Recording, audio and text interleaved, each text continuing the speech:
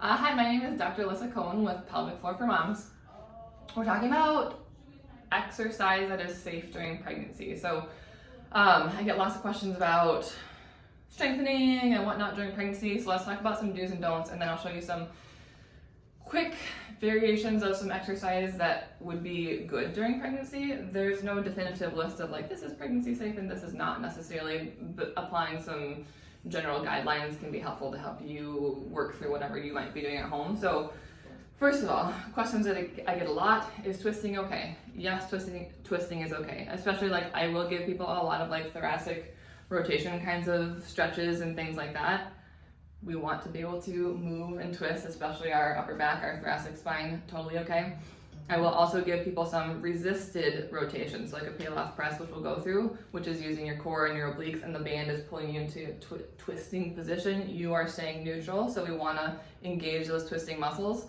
Now, do I want you to heavily load through like a full rotation? No, but a little bit of like resistance through rotation, yeah, totally fine. So twisting, fine.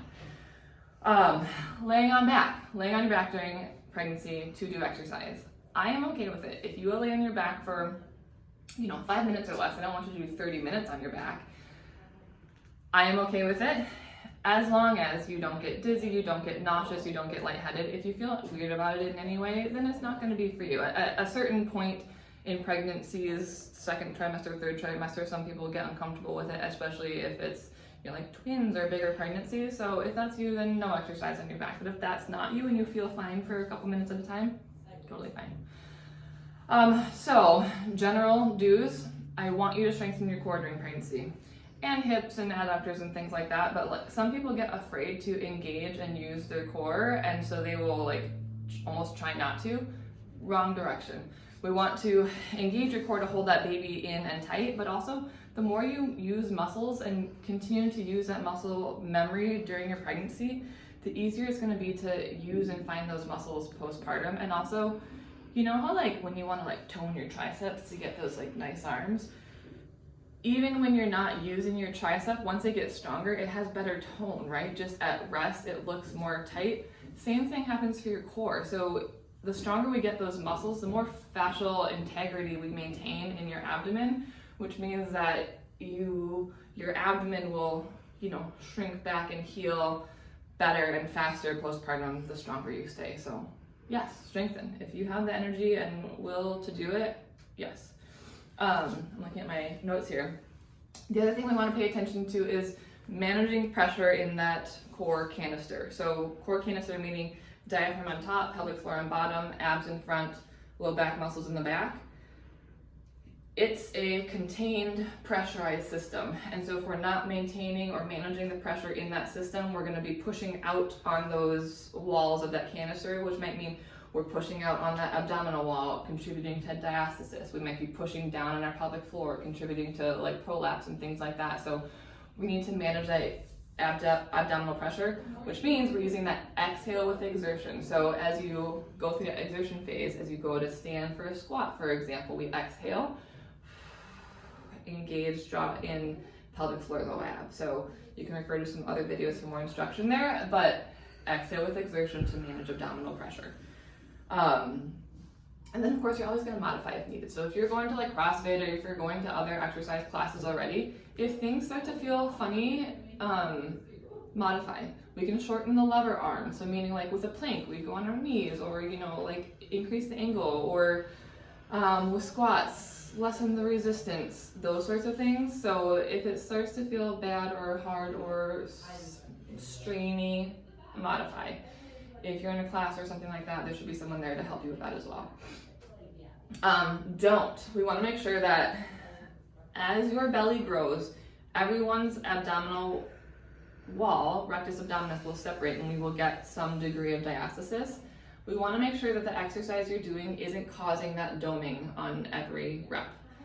The diastasis and the separation itself is okay and it's natural and we have to have it, but if you're pushing into that and it's doming every time, you're stretching that tissue more and more and more with every rep, which means that you're just going to have more laxity and diastasis space postpartum that's going to be harder to come back from. So avoid doming it up if at all possible, using that exhale with exertion to manage that pressure. I wrote to myself, avoiding high impacts if you're beyond that second trimester. That is not a hard and fast rule. I would just say listen to your body. If you are a runner and you run up, until your pregnancy and you feel good still running through your pregnancy, no pain, no leaking, no discomfort, fine. But as a general rule of thumb, as you get into that second and third trimester, avoiding impacts. And the last tip generically is don't strain your tissue. So this is just coming from personal experience. If you're doing some exercise and it's like, that doesn't hurt, but like I can feel something not feel right, modify or don't do it or skip it or whatever. In my own body, that usually meant that like the next day or later that day I was gonna feel bad and I was doing something that I shouldn't be doing and I was gonna hurt myself. So if it feels funny or strainy or ow or whatever, no. Modify and change it, take that exercise out. Okay, so let's go through some things. I want to talk about strengthening core, strengthening like hips and glutes, and we're going to talk some about adductors too, because those adductors are going to attach into pubic bone, and so getting those strong is going to help keep that pubic bone nice and stable in addition to like core and pelvic strength. So we're going to talk about some planks first. So I'm going to use this chair for a number of things, but eventually in your pregnancy, you will likely get to the point where either a toes and elbows or a hands and elbows plank, you're gonna notice some doming and it's gonna feel not quite right. So then you're gonna modify. So one of those modifications being, you can just go down onto like knees and elbows is fine. So that's one modification to like shorten that lever arm. But another way to do it is like find, so that you can do a couch, you could even do like a kitchen counter that's a little bit higher. Doing a plank with your arms a little bit elevated is going to be easier. So an elevated plank is one nice variation of pregnancy safe exercise for sure. Another nice one that's not going to put you on your back, so it's just nice core strengthening that on your back, is a cross crawl. With all these exercises, we're making sure we use that core engagement. So we're going to take that nice inhale in, exhale, engage from the pelvic floor up, and then opposite hand, opposite leg, reaching out.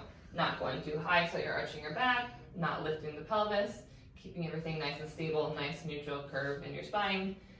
Inhale on the way down, exhale, engage, reach up, okay? So as you engage then too, you will have that cue of you're trying to pull that baby closer to your spine, hug that baby in. That's how you're gonna know that you're doing a good job engaging your core. And then the last one that's nice is a little chop. So this is gonna be some rotation. So I have my band here. You can anchor that band low in the door. Okay. So we're gonna put this way. So you can do a high to low chop. I'm going low to high. There's no right or wrong, and all those diagonals are good and important. But more of the story is we're gonna start low, we're gonna exhale, engage as you rotate and press up. Inhale down, exhale, engage, bottom to top, okay? So some chops can be really nice too. Again, we're getting a little bit of rotation, which is gonna get those obliques, which is a good thing to work. So that's more specific core. Then I'm going to show you some core where you can easily incorporate a little bit of adductors, that inner thigh work. So band looped around my door handle. I'm going to use my yoga block. You can use a Pilates ball, you can just use a pillow. And we're going to squeeze between your knees here. Okay, so first we're just doing a pull down. So arms are going to stay straight. Stack that posture nice and tall. Exhale, pull down. So as I exhale and pull down, I'm thinking about engaging from the bottom up. So I'm going block, pelvic floor, low ab. Inhale back, exhale, block, pelvic floor, low ab. Okay, so again, we're getting inner thighs, we're getting pelvic floor, we're getting core. And also you can think a little bit here too about opening that chest, shoulder blades down and back. We're getting a little bit of postural work with it as well. So that one's nice. This is gonna be a little bit of that rotation again. We're gonna keep that block in there. And we're gonna do a Pallof press. So I'm pressing out, the band is pulling me this way, I'm trying to stay neutral. So I'm avoiding that rotation, it's anti-rotation. So we start here, we exhale, ball pelvic floor low ab, inhale, come back, exhale, ball pelvic floor low ab, inhale, come back. On that one you do, 10 or 15 reps on the one side and then turn around and do the other side. So those are your core exercises that you can turn into a little bit of adductors as well. One nice, very specific adductor exercise is just getting that block between your knees and like a reverse clamshell. So squeeze, block, foot toward the ceiling, try to feel your butt in the back side, not as much TFL or hip in the front side. And you can get a little core too, so you can exhale, squeeze, block, engage core, foot comes up. Again, you do both sides, turn over and do the other side. But again, working that internal rotation is gonna work those adductors a little bit, but it's also gonna help open up and maintain space in your pelvis. So, and then let's just briefly talk about some glutes. Glutes and lateral hips can be really nice for pregnancy and pelvis stability. So we're gonna use this chair. So this is a bridge modification. I'm okay with bridges honestly during pregnancy if you feel good about it. If you don't feel good with bridges because of belly growing and nausea or whatever, you can do this hip thruster variation. So I would use, your couch or a weight bench or anything like that. Just as the exercise itself, we're neutral spine, but then you're gonna exhale as you raise those hips. Not pushing super high and arching through your back, keeping that spine neutral, pubic bone drawn up towards your nose, engage core and glutes. We can do a few modifications, variations here. So again, we can throw that block in there and exhale, block, pelvic floor, low ab. The other thing that you can do is put a band around your knees instead, and you can push out into that band and get that push out band, pelvic floor, low ab as you push out too. So that's gonna get more of those like outside hip muscles. So that's a nice exercise. Let's see.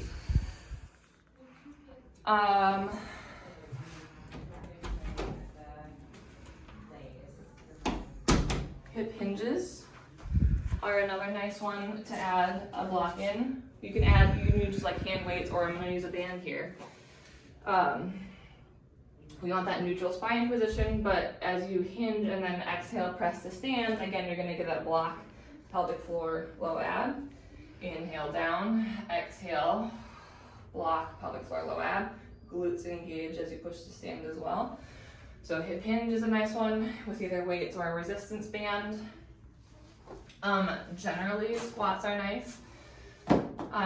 Squats, I would use some weight with it, but of course you're just, squatting. Again, you can add a resistance band with that. You can do single leg squats with I like a kickstand, especially during pregnancy, so you're not getting so much shear through that pubic bone, but 80% of weight, 20% of weight, getting a single leg squat that way.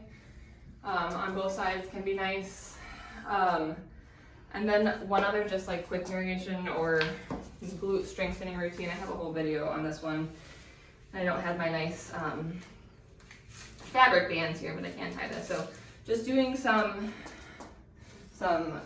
side band walking back and forth across the living room. You can do forward diagonals, backward diagonals, and then we kind of talked about this, but some banded squats in there. So side to side, forward, back, banded squats.